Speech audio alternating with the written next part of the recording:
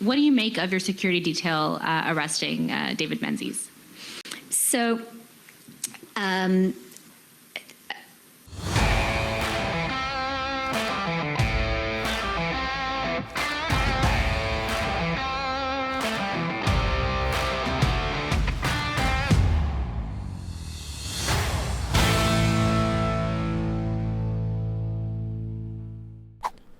Welcome back to Northern Perspective, everyone. I'm Cypher. And I'm Fox.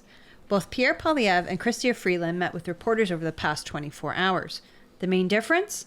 Pierre actually answered their questions. At least nobody got arrested this time.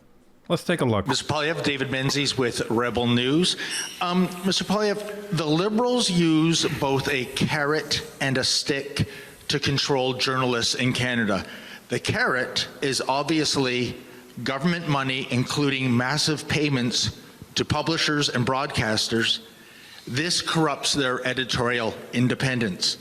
The stick is regulation, including censorship, banning reporters from press conferences, the CRA's journalism licensing regime, and the CRTC's new power to alter search engine algorithms.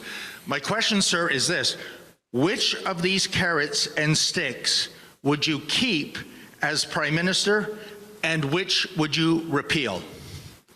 Thank you. We are going to repeal C11, the censorship law, which allows CRTC bureaucrats to secretly manipulate social media algorithms to promote certain information, demote other information, and censor certain things altogether.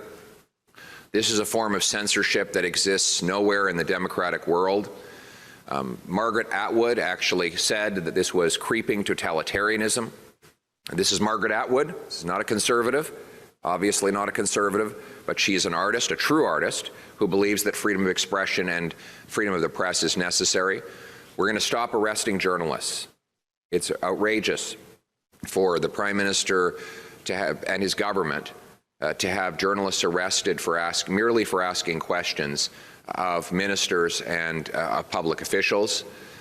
And we're going to make sure that the government does not use tax dollars to leverage news coverage in its favor. Right now, Justin Trudeau is censoring those that he disagrees with and trying to buy off the rest. And that undermines confidence among Canadians in the news media. Well said.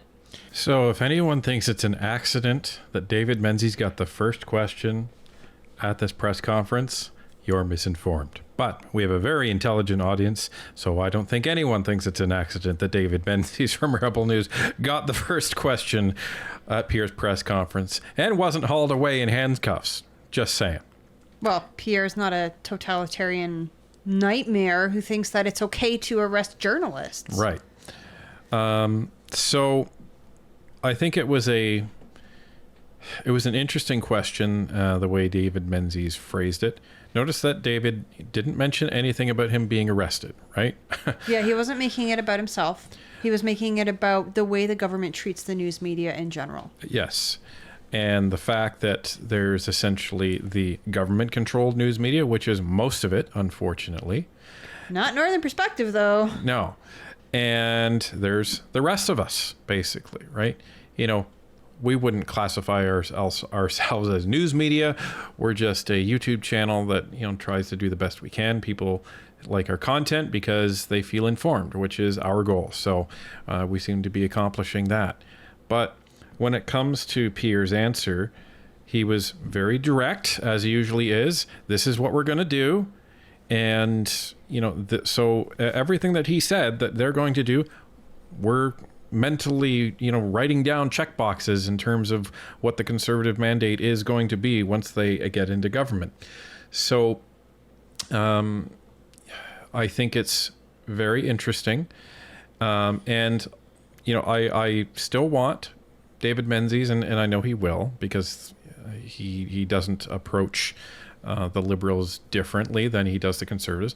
I want him to continue asking the Conservatives tough questions, because both the Conservatives and the Liberals and the NDP, for that matter, all of them deserve to be asked tough questions. It's the press's job to hold them to account. It is not the press's job to cozy up to one party and essentially become, an ideological distributor for them. So I agree with Fox. Great answer by Pierre. Very direct, and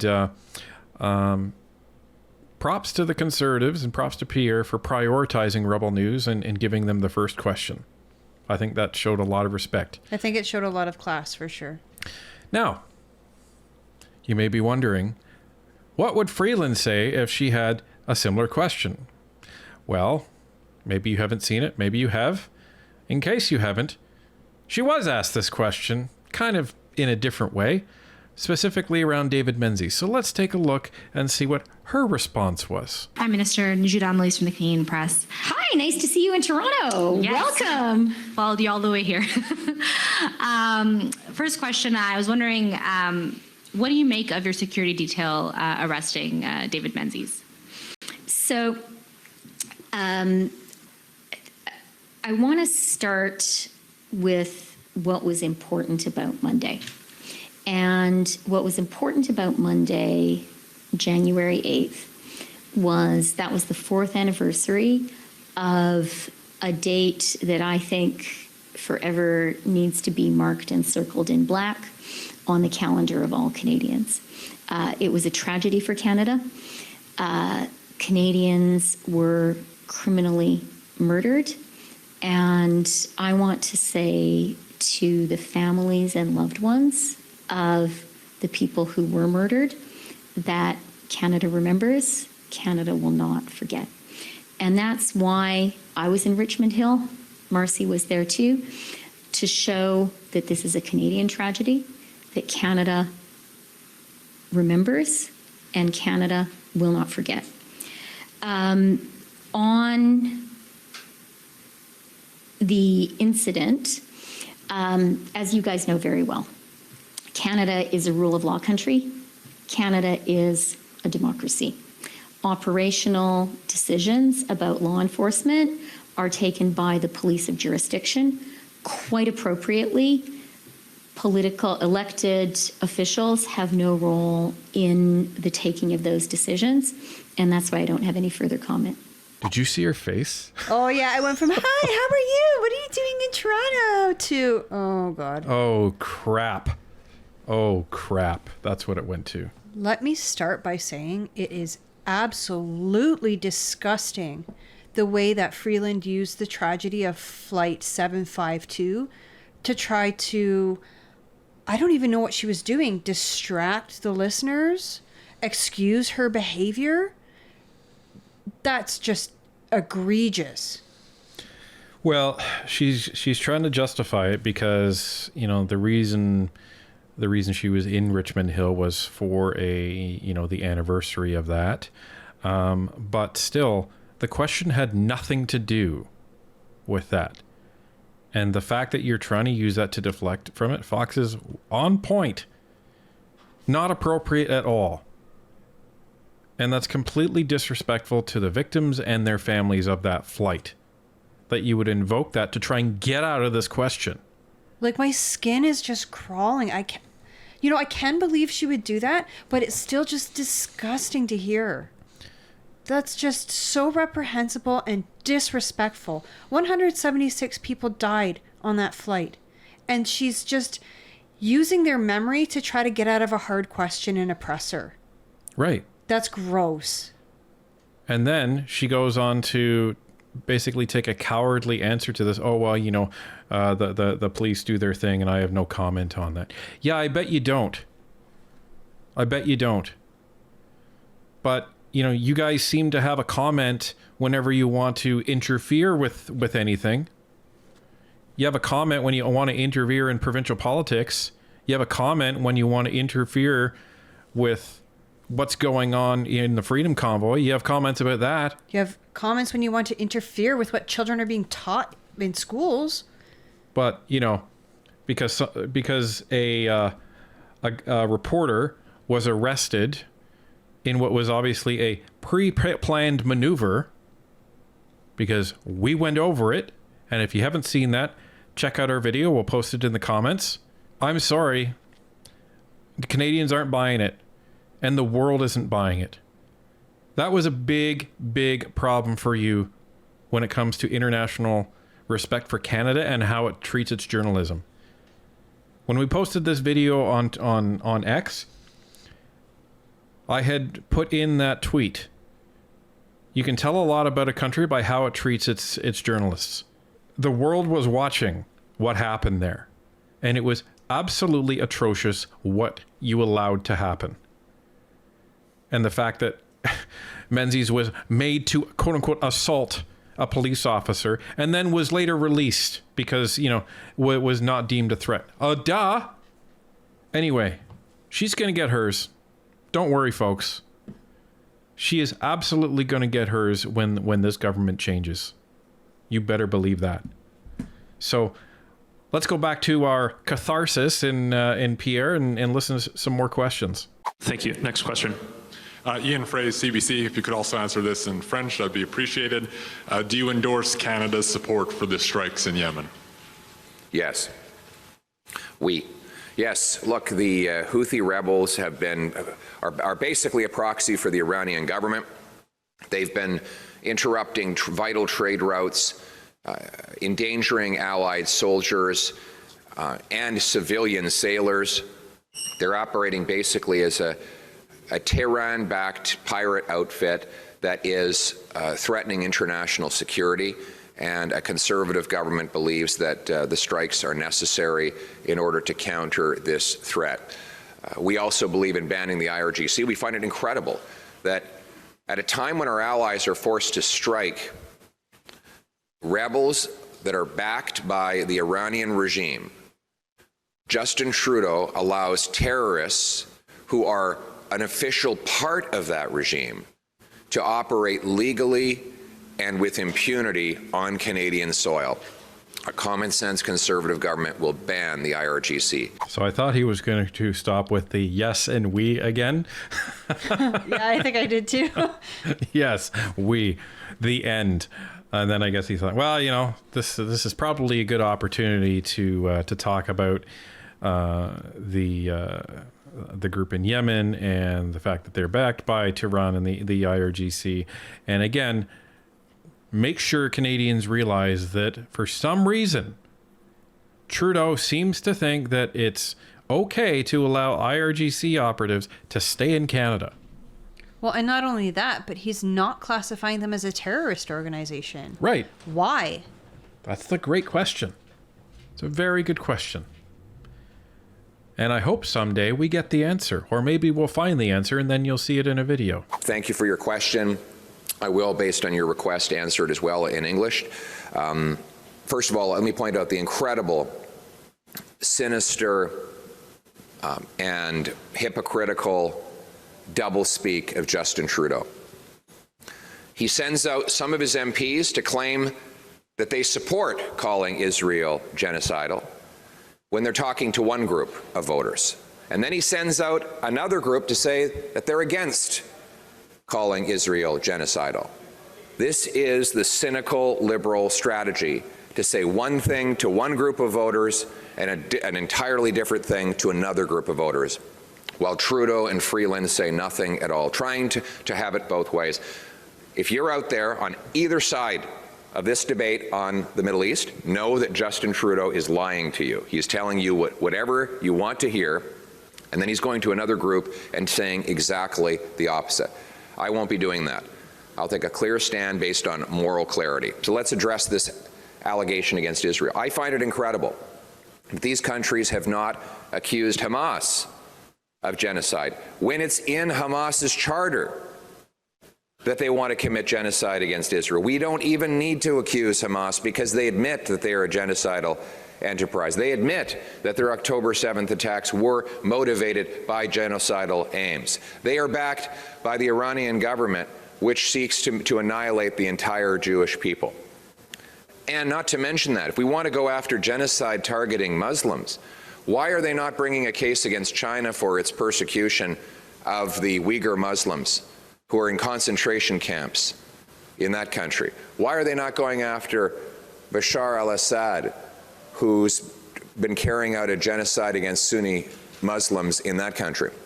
Of course, because this is not about genocide, it is about shamelessly and dishonestly attacking the Jewish people and the Jewish state, and the Conservative Party stands against this dishonest approach. Wow. So if you didn't catch the question, it's basically, what do you think about, the stance that, the government has taken as it relates to the allegations that came out of South Africa that wants to try Israel for essentially war crimes, and accusing them of genocide against the Palestinian people. So that was basically the crux of the question. And Pierre, we're not showing you his answer in French because he answered it in English. What I like about Pierre is you can agree or disagree with his stance, but at least his stance is clear. And consistent. Yeah. Whereas Trudeau hasn't said anything. He's right. And Freeland hasn't said anything. Why hasn't our leader of this country and the deputy leader of this country said anything? Could it be because they are so far down in the polls that they don't want to risk alienating anybody else? And so, yeah, what has happened is there's been essentially two factions in the Liberals splinter on this. Has Justin been sending them out to talk to individual groups? It wouldn't surprise me. But even if he hasn't, if he hasn't, then it means that he's lost control of his party. Because you have a group of MPs that are calling on Canada to join with South Africa and accusing Israel of committing genocide against the Palestinian people. And then you have another group of MPs that are condemning that accusation that's coming out of South Africa. So, this is the main difference between the Conservatives and the Liberals. You can agree or disagree with Pierre's stance. That's fine. But at least he has one. Trudeau's trying to, play both sides of the fence and, wish this goes away. This is the problem. Well, and then once the polls start showing that, the majority of Canadians favor one side or the other, no doubt he'll flip to that side. Absolutely. That's what he does all the time. Look at how Trudeau initially said that housing was not a primary federal responsibility. And then as soon as his polls were showing that people really, really cared about the housing crisis in this country, he started pushing, we're building homes, more homes, we're building homes. So you just have to ask the question, does Trudeau have control over his party? Yes or no? And the problem is he's in another political bear trap here. Because if the answer is yes, then that means he's directing these MPs to do what they're doing. And if the answer is no, then you have the Prime Minister and the leader of the party that has no control over his party. So either way, it's a big problem for him. And remember Pierre's bad week back in December? Well, seems like the voters didn't pay attention to that because released their recent poll, and the Conservatives are back up at 41%, and the Liberals are back down to 24, 17-point lead. So clearly, Pierre's bad week was probably just a little bit of eggnog. Steve Lambert from the Canadian Press. You mentioned in your opening remarks the impact, the fact the government was warned 2 years ago about the impact of immigration on housing prices.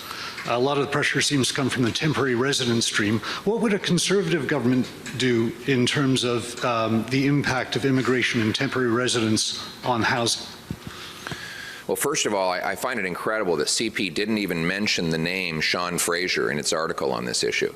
Because Sean Fraser was the Minister of Immigration when the government warned him that his policies were leading to housing price inflation. And now Justin Trudeau has promoted him to Housing Minister. You wonder why you can't afford a home? Well, there's your answer right there. Because Justin Trudeau named Sean Fraser due to his ability to generate media puff pieces and do photo ops rather than make housing affordable. Justin Trudeau's policies, whether it's printing money or funding government gatekeepers that block home building, or failing to make the link between the number of homes and the population growth, have doubled housing costs after he promised to lower them.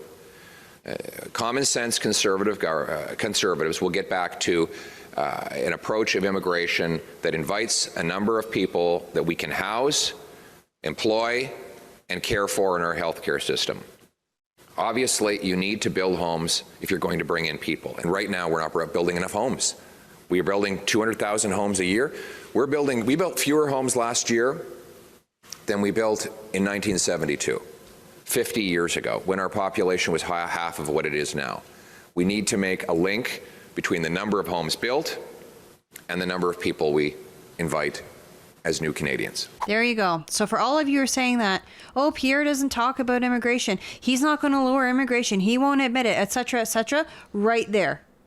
That's probably as much as he can say at this point in time, because again, the Conservatives don't want to blow that huge lead that they've got right now. They don't want to piss off the voter base who, you know, maybe they do want family to come over here. Maybe they are in favor of immigration.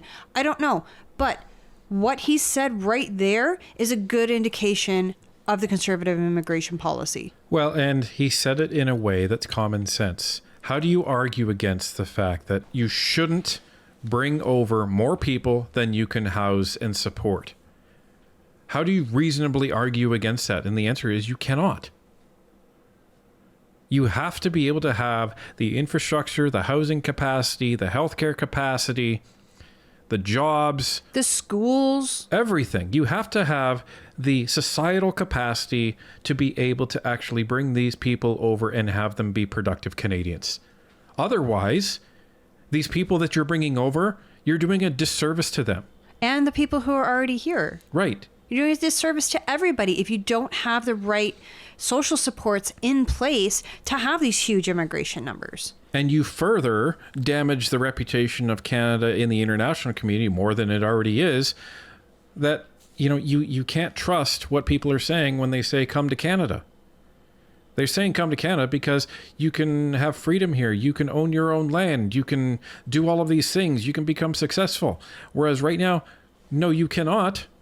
You absolutely cannot. And that's why 33% of all immigrants that come into Canada are leaving because they felt lied to. Like, how can you not feel lied to when you come over here, refugee or not, and you're forced to sleep under a bridge because there's nowhere to go? Well done, Sean Fraser. And this is the guy that's going around just handing out money to more bureaucrats, pretending that they're going to be building more houses, trying to get to the next election. Because it's all photo ops. If you notice the last, I don't know, when was the cabinet shuffle? Back in the summer? Yes. Since then, all Sean Fraser has been doing is he's been showing up at presser after presser after you know, photo op after photo op, and he's just been standing there smiling and taking pictures and saying how much money he's giving to this city and that city. They're not actually building anything. No, and they're handing out hundreds of millions of dollars of our money again and taking credit for builds that have already been in motion for years. It literally does nothing. But the interesting thing is the fact that Pierre even talked about this at all. So it makes you wonder. He's starting to talk about this. He avoided it for months. Yeah, and now that we're in January, he's starting to be a little bit bolder. He's starting to open up a bit more about what their plans are. Why would that be, everybody?